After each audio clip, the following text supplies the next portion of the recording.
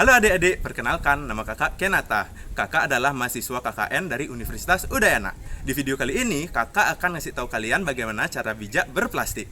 Ngomong-ngomong, kalian tahu nggak sih bijak berplastik itu apa? Oke, kakak kasih tahu aja ya.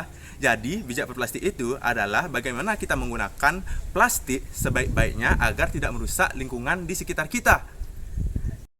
Nah, sekarang pasti adik-adik bertanya-tanya, kenapa sih kita harus bijak berplastik? Jawabannya adalah karena plastik bisa merusak lingkungan di sekitar kita, baik itu tanaman, binatang, bahkan kita sendiri sebagai manusia loh.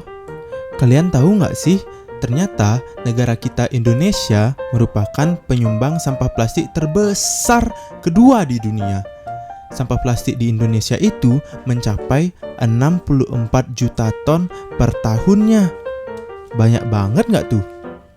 Nah, banyaknya sampah plastik tersebut berdampak sangat serius bagi kita dan lingkungan kita. Seperti yang pertama yaitu memicu perubahan iklim, di mana sampah-sampah plastik tersebut terkena matahari dan membuat iklim di bumi semakin panas. Jadi kalau kalian merasa makin hari makin panas, mungkin kita masih menggunakan plastik berlebihan atau mungkin saja ada yang buang sampah plastik yang banyak sembarangan. Yang kedua adalah mencemari lingkungan, seperti dapat menyumbat selokan, yang biasanya sih membuat lingkungan di sekitar kita banjir. Yang ketiga, sampah plastik bisa termakan oleh hewan yang ada di sungai, laut, dan bahkan di daratan loh. Jadi, ini membuat hewan-hewan tersebut keracunan dan bisa saja mengakibatkan kematian loh. Yang terakhir adalah berbahaya bagi manusia. Kebiasaan masyarakat kita adalah suka membakar sampah, di mana plastik kalau dibakar dapat menyebabkan gangguan pernafasan bagi manusia.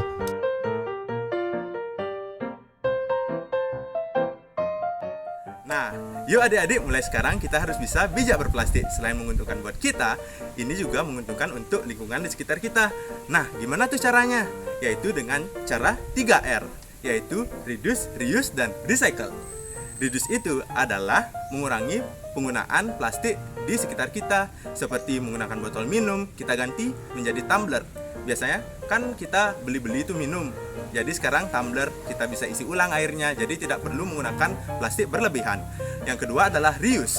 Reuse adalah menggunakan kembali plastik yang sudah kita pakai. Contohnya adalah tas kresek, kantong plastik, dan lain-lainnya. Jadi setelah menggunakan tas kresek, kita tidak perlu buang tas kresek itu, jadi kita bisa gunakan lagi. Jadi tidak memperbanyak plastik yang ada di sekitar kita.